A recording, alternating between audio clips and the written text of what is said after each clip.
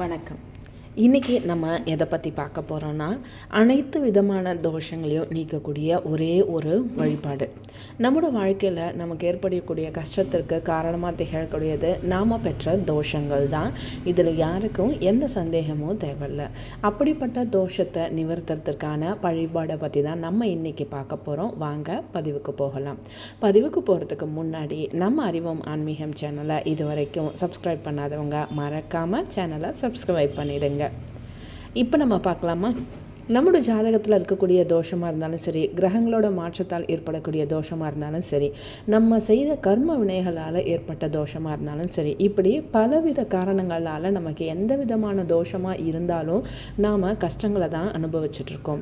அப்படிப்பட்ட கஷ்டங்கள்லேருந்து நாம் விடுபடணும் அப்படின்னா, அப்போ அதை நீக்கக்கூடிய ஒரே ஒரு கடவுள் யார் அப்படின்னு பார்த்தோம்னா, முழு முதற் கடவுளான விநாயக பெருமான் தான் திகழ்கிறார். அப்படி அவருக்கு நம்ம எந்த வழிபாடு செஞ்சால் நம்மளோட தோஷங்கள் போகும் அப்படின்னு பார்த்தீங்க அப்படின்னா, விநாயகர் பெருமானை ஞாயிற்றுக்கிழமை அன்னைக்கு எந்த முறையில் வழிபடணும் அப்படின்றத நான் சொல்கிறேன். அதுபடி செஞ்சுட்டு வாங்க. உங்களோட தோஷங்கள் நீங்கி உங்களோட கஷ்டங்கள் எல்லாம் ஞாயிறு கண்ட பனி போல் எல்லாமே விலகி போயிடும். இந்த வழிபாட்டை நீங்கள் ஒவ்வொரு மாதத்தின் முதல் ஞாயிற்றுக்கிழமை அன்னைக்கு செய்யணும். அந்த வகையில் பங்குனி மாதம் வரக்கூடிய முதல் ஞாயிற்றுக்கிழமை முடிஞ்சிடுச்சு. அதனால் இரண்டாவது ஞாயிற்றுக்கிழமை 22 அன்னைக்கு செய்யுங்க. அன்றைய தினத்தில் பிரம்ம முகூர்த்த நேரத்தில் இந்த வழிபாட்டை நீங்கள் செய்யலாம். அப்படி இல்லை அப்படின்னா காலை 7:45 மணியிலிருந்து 8:45 மணிக்குள்ளே செய்யலாம். அப்படி காலையில் என்னால் செய்ய முடியாதுங்க அப்படின்னு சொல்கிறவங்க மாலை 6:30லேருந்து 7:30 மணிக்குள்ளே இதை செய்யுங்க. வீட்டு பூஜை அறையில் விநாயகரோட படம் கண்டிப்பாக இருக்கும். அவரோட படத்தையோ சிலையோ சுத்தம் செய்து சந்தன குங்குமம் வச்சுக்கோங்க. அவருக்கு முன்பாக ஒரு தட்டை வச்சு அந்த தட்டில் அருகம்புல்லை நல்லா பரப்பி வச்சுக்கோங்க. அருகம்புல்லுக்கு மேலே ஒரு சின்ன அகல் விளக்கு, அதில் தேங்காய் எண்ணெய் ஊற்றி பஞ்சு திரி போட்டு கிழக்கு திசை பார்த்தவாறு தீபம் ஏற்றணும்.